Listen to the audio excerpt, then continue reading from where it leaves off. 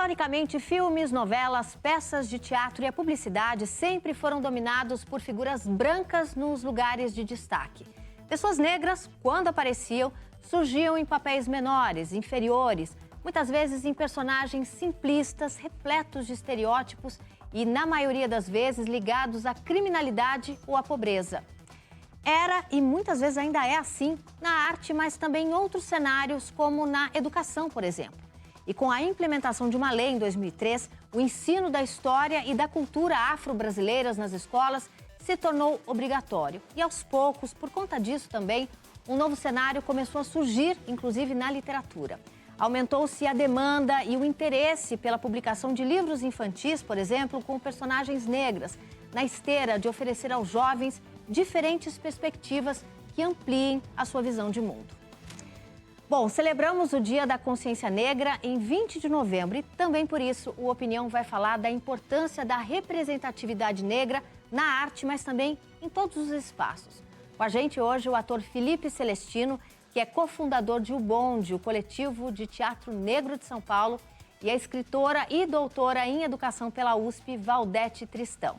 A gente conversa ainda com a produtora musical Stella Nesrini, que é criadora do Calunguinha, um podcast com histórias infantis que apresenta importantes figuras históricas negras às crianças.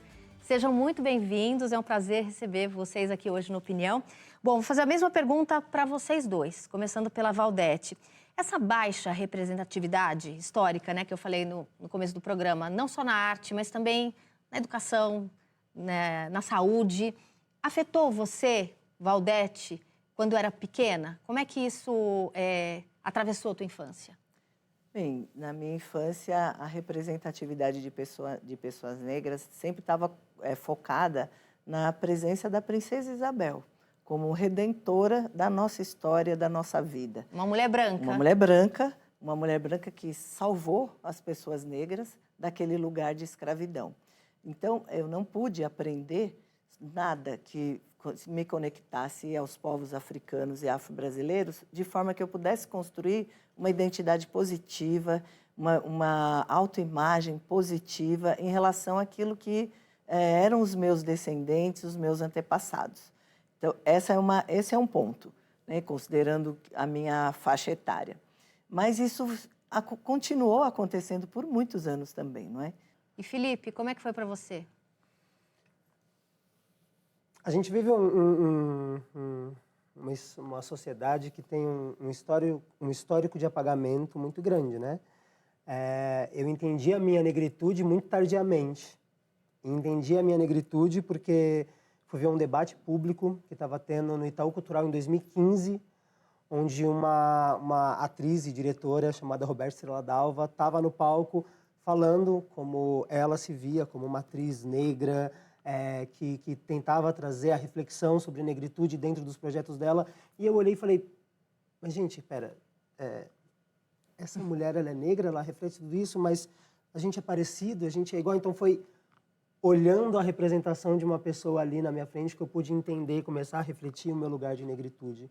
Então acho que a importância da gente poder se ver, da gente poder se referenciar de alguma forma nos diversos espaços fazem a gente construir esse lado positivo da nossa construção racial. Então, a minha infância toda, minha adolescência toda, não foi me vendo de alguma forma representado, sabendo que eu sou uma pessoa que tem o privilégio de ter a pele clara no nosso país, o que significa isso dentro da negritude, todos os debates em torno disso. Quando você fala privilégio, é como as pessoas te veem, muitas vezes, como uma pessoa branca. A gente sabe que o racismo ele afeta principalmente as pessoas mais retintas, né? Com mais violência, atravessa muito mais esses corpos. Então, quando eu digo privilégio, é saber que eu consigo transitar em alguns lugares, sabendo que o racismo ele vai me pegar em outros lugares, né? Não que ele deixe de pegar, mas que ele vai ser construído de outras formas. Então, eu chamo isso de privilégio, porque numa sociedade racista, quanto mais retinto você for, mais racismo você vai sofrer. Mas mesmo assim, entendendo o meu lugar de negritude nisso tudo, eu fui me descobrir e me racializar negro depois de muito tempo. Porque isso não era refletido, isso não era, principalmente na minha juventude, quando eu era criança, isso não era refletido, isso não era questionado, a gente não falava muito sobre isso. Ô, Valdete, eu falei sobre a lei de 2003, né, que tornou obrigatório o ensino da história e da cultura afro-brasileira nas escolas, né? Como é que isso, você como educadora, como é que isso impactou nessas gerações que vieram depois de você? Então, essa legislação, ela altera uma lei muito importante, que é a lei de Diretrizes e Bases da Educação Nacional. Essa lei, ela organiza a educação brasileira. Então, ela diz como que os estabelecimentos de ensino devem se comportar, devem preparar suas propostas pedagógicas, como os professores, qual é a formação, qual é a exigência de formação. E a Lei 10.639, ela traz uma importante reflexão para a educação brasileira, que é exatamente sair de um paradigma único, eurocêntrico, que foi o que nos formou, a grande maioria de nós. Então, pessoas negras com uma falsa ideia de inferioridade pela sua história e pessoas brancas com uma falsa ideia de superioridade. Então, o racismo fez isso com a nossa sociedade, o racismo fez isso com a população brasileira. E a Lei 10.639, que altera a LDB, ela traz, então, a possibilidade de que a história e a cultura dos africanos, trazidos e escravizados para o Brasil, e dos afro-brasileiros, seja parte do currículo, né? E depois ela é novamente alterada, né, em 2008, pela 11.645, para trazer a questão dos indígenas também. Mas essa legislação, o que ela traz de mais interessante foi exatamente a possibilidade de que as pessoas viram oportunidades de trazer esses conteúdos em diversos campos, né, do conhecimento, entre eles a literatura, e a gente teve alguns problemas também, porque representação nem sempre é representatividade.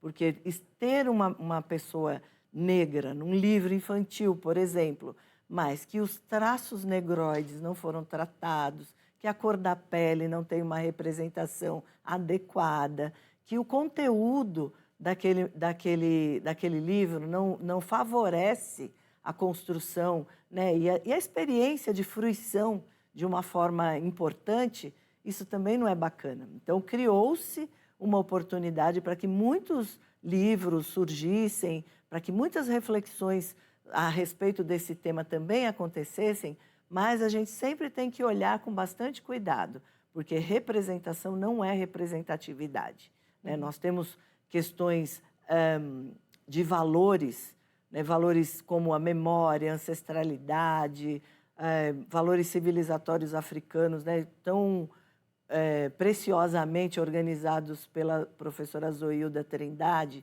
né? e que revelam essa experiência ancestral, né? Que revelam muitos saberes, né? Entre eles a memória, ancestralidade, circularidade, corporeidade. Então, são questões que, trazendo para o cotidiano, amplia muito para todas as pessoas, são saberes que, como diz também o professor Kabengele Munanga, não se trata da gente substituir um paradigma por outro, mas sim de trazer mais uma oportunidade. Eu gosto muito de pensar no caleidoscópio. O caleidoscópio é uma possibilidade de que você vai ver, sentir, a partir de outras referências, e não uma única como a que me formou, como a que formou uma grande maioria de pessoas da minha geração e até, eu ouso dizer, continua formando muitos jovens nos dias de hoje. Ô Felipe, você faz parte de um grupo de teatro formado por atores negros, né? Como é que foi esse encontro de vocês e que temas vocês levam para o palco? Eu sou cofundador do Bonde, que é um coletivo de teatro negro daqui da cidade de São Paulo, junto do Ailton Barros, Johnny Salaberg e Marina Esteves.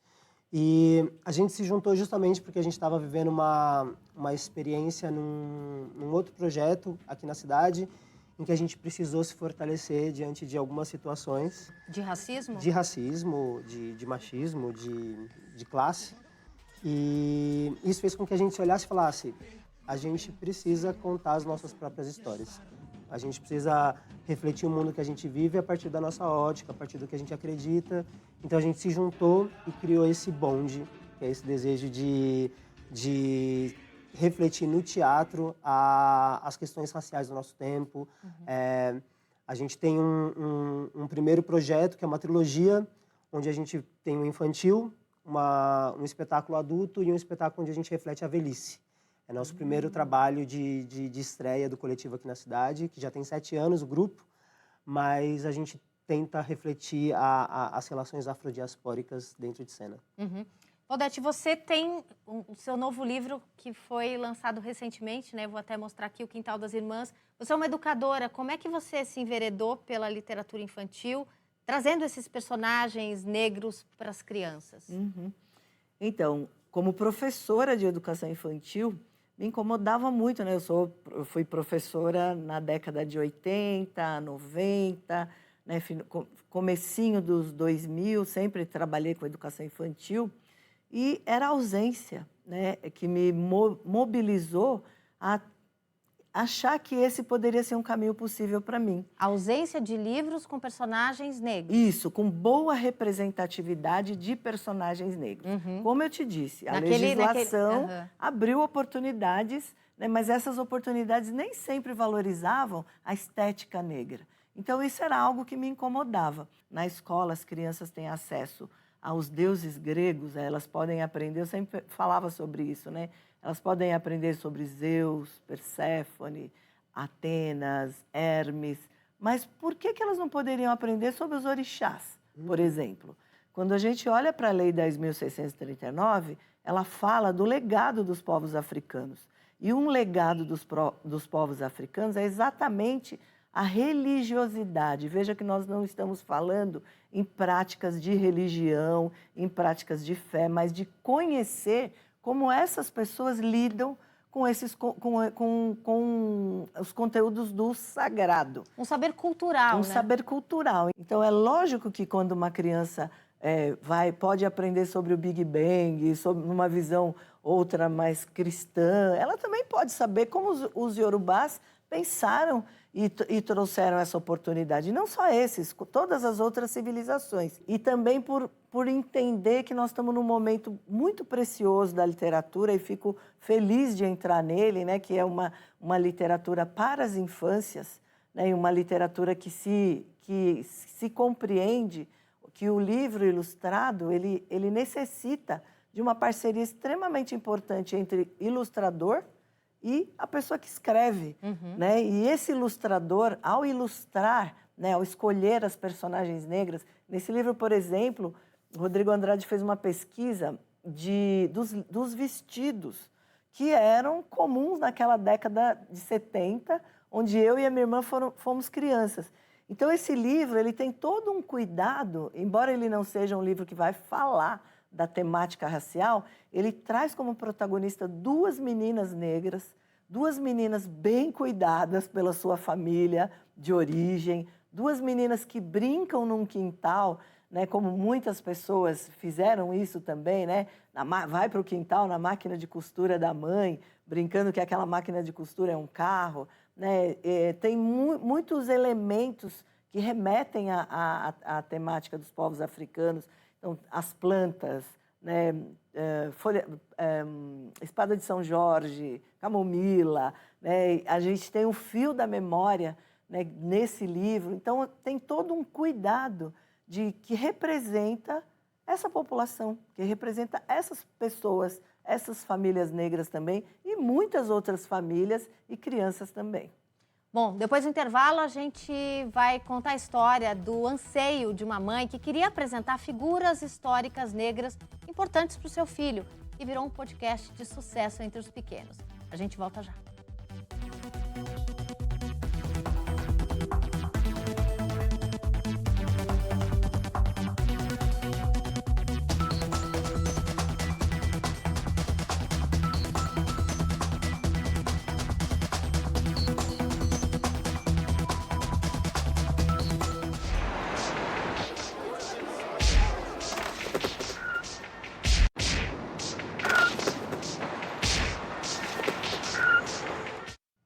Estamos de volta com opinião com a gente, o ator Felipe Celestino e a escritora e educadora Valdete Tristão.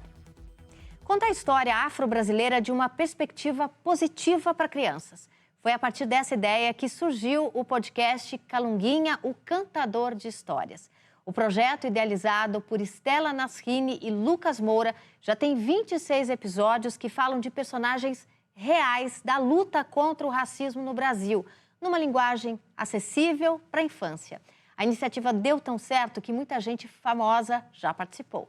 Eu conversei com a Estela sobre a importância da representatividade histórica negra desde cedo, dentro e fora da escola. Vamos assistir. Como a gente entra em contato com a ideia de ser negro ou com as nossas raízes, com a nossa ancestralidade, para a gente foi muito através da dor, né? Através das narrativas de dor, através da história da escravidão. E a gente queria muito que as crianças de hoje entrassem em contato com a própria história, né? Com a própria ancestralidade negra, através de histórias de beleza também, de luta, mas de muitas vitórias e muita resistência também. Como é que foi feita a escolha desses personagens, né, que seriam apresentados para as crianças que ouvem o podcast? A gente foi tentando traçar uns paralelos, assim, até onde a gente podia contar essas histórias, né, para a criança se identificar também. E a gente trouxe Teresa de Benguela, trouxe a Maria Filipa, a gente trouxe o Luiz Gama, né, um abolicionista. Acaba que os atores e atrizes que a gente escolheu têm muito a ver com os personagens, sabe? Quase como quem fez Teresa de Benguela, por exemplo, foi Margareth Menezes. E aí, meses depois, Margareth estava no Ministério da Cultura, né? O Lázaro Ramos estreou a nossa temporada, fez o primeiro episódio. O que essas personalidades, né, negras disseram quando foram convidadas, né? Elas viram o valor e a importância de um podcast desse, né, falando de personalidades negras, de personagens negros para as crianças? Falaram, olha, esse projeto tem que acontecer, ele tem que continuar, conta com a gente.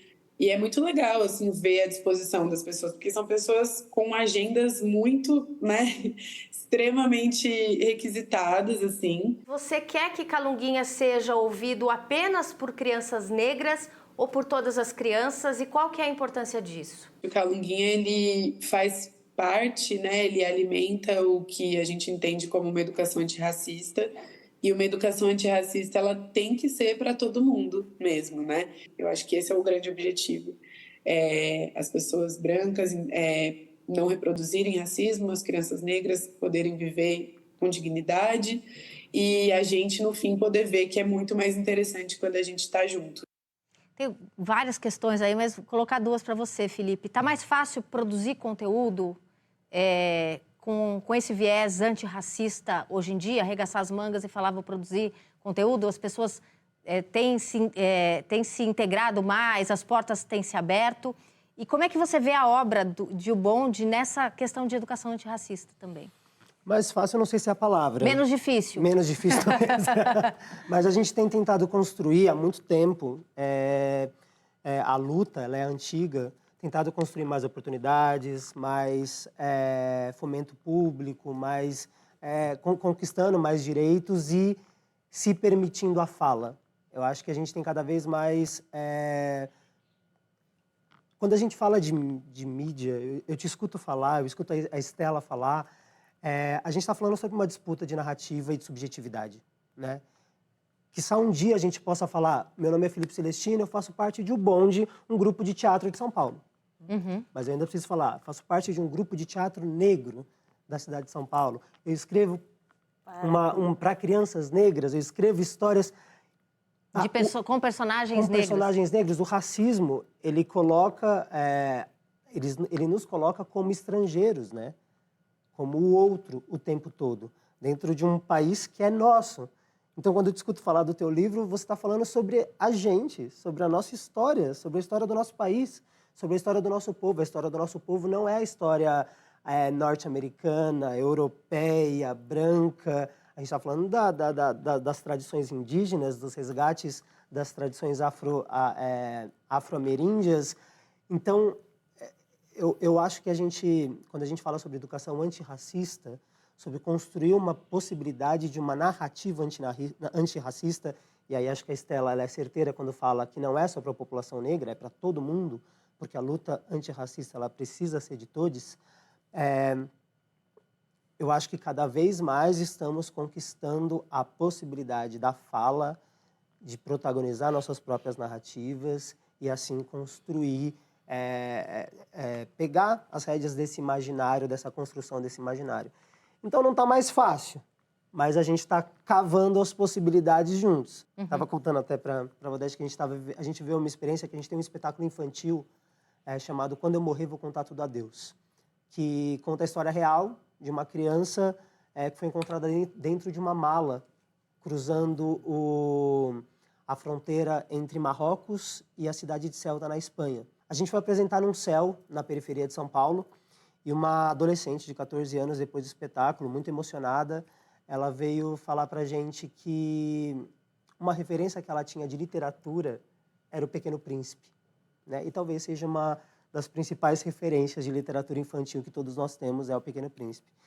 E ela falou que ficou muito mexida porque no Pequeno Príncipe, o baobá, que é uma dos principais símbolos, né, de ancestralidade negra, o baobá ele é uma árvore que cresce no planeta do Pequeno Príncipe e que tem que ser retirada todo dia, senão vai destruir o mundo do Pequeno Príncipe. E no nosso espetáculo a gente coloca o baobá como uma referência de que a criança ela vai crescer, ela vai virar um enorme baobá, uma referência de ancestralidade negra e tudo mais. E ela falou, isso pegou na menina. Ela pegou porque ela falou, nossa, eu tinha uma referência de baobá que era negativa. E vocês trouxeram para mim uma referência de baobá que era positiva. A gente se olhou e falou assim, nossa, O Pequeno Príncipe é a história de um menino branco, do cabelo loiro, do olho azul, que vive num mundinho tão pequeno, mas tão pequeno, que a maior referência de ancestralidade negra causa um impacto tão grande que pode destruir o mundo do Pequeno Príncipe. Então ele precisa todo dia arrancar as raízes desse baobá. E a gente falou, meu Deus, o Saint-Exupéry criou a maior metáfora do racismo da humanidade, a gente não fala sobre isso. A gente precisa falar sobre isso, né? Que o racismo ele é isso. Ele é esse apagamento constante das nossas referências e ancestralidades para que a história do Pequeno Príncipe se perpetue e vire homogênea. Ô, Valdete, eu mostrei o teu livro e a gente trouxe aqui para o estúdio um monte. Ficou mais um monte na redação, porque a gente não teria como mostrar todos aqui. Eu queria pegar nesse contexto de educação antirracista que a gente trouxe aí na entrevista e que o Felipe também falou. Qual que é a importância para essas famílias brancas que estão engajadas numa educação menos racista ter acesso a uma miríade de livros como esse? Aqui tem a história da dona Ivone Lara, né, que é um livro lindo. A gente tem esse do Renato Gama, que é Neguinha Sim. Enfim, a gente tem um monte. A gente tem esse aqui que é muito legal do Emicida, que é o Amoras. Meu filho era pequeno, leu e eu já dei para outra criança ler. Qual que é a importância de um material tão vasto como esse, quando a gente pensa nessa integração das famílias brancas nessa luta antirracista e numa educação antirracista realmente? Então, eu fico pensando que a literatura é uma estratégia muito interessante, porque, veja, se para as crianças negras se verem representadas de forma positiva, da sua história, a sua imagem, para as crianças brancas, a gente está mostrando a valorização dessa diferença. Então, os marcadores sociais da diferença, e no caso, o pertencimento racial, ele passa a ser uma diferença, mas uma diferença que não deveria incomodar o outro exatamente pela forma como ela é. Então, a literatura ela acaba sendo essa possibilidade de oferecer outros mundos possíveis, né? Quantas crianças brancas vão ter acesso à literatura com representatividade negra que mostra para ela, para além daquilo que é, por exemplo, o lugar das pessoas negras em situação de subalternidade. Ela vai ver aí crianças brincando como ela. Eu trabalho com formação de professores, né, de futuros professores, que fazem estágio e desde muito pequenininho a gente socializando essas experiências em sala de aula, a gente sabe que sim, as crianças são capazes de ter atitudes racistas. E se elas são capazes de construir uma memória racista sobre outras pessoas porque não tem a mesma cor da pele que ela, a gente também precisa pensar em estratégias de reeducar adultos e educar crianças que estão nesse local. E a literatura pode ser uma estratégia para isso também, mas sempre como uma experiência de fruição e não como uma experiência só pedagógica. Vamos desenhar, então, as menininhas. Não é disso que a gente está falando. A gente está falando da literatura prazer, da literatura que encanta, da literatura que traz para dentro da gente uma experiência prazerosa. Bom, eu queria agradecer a presença do ator Felipe Celestino, cofundador de O Bonde, um coletivo de teatro negro de São Paulo, e a escritora e doutora em educação pela USP, Valdete Tristão. Foi um prazer recebê-los aqui no Opinião. E um agradecimento especial a você do outro lado da tela que acompanhou a gente nessa discussão. Se quiser rever o programa, vá ao YouTube Jornalismo TV Cultura ou baixe o aplicativo Cultura Play. Obrigada pela companhia. Até semana que vem. Tchau.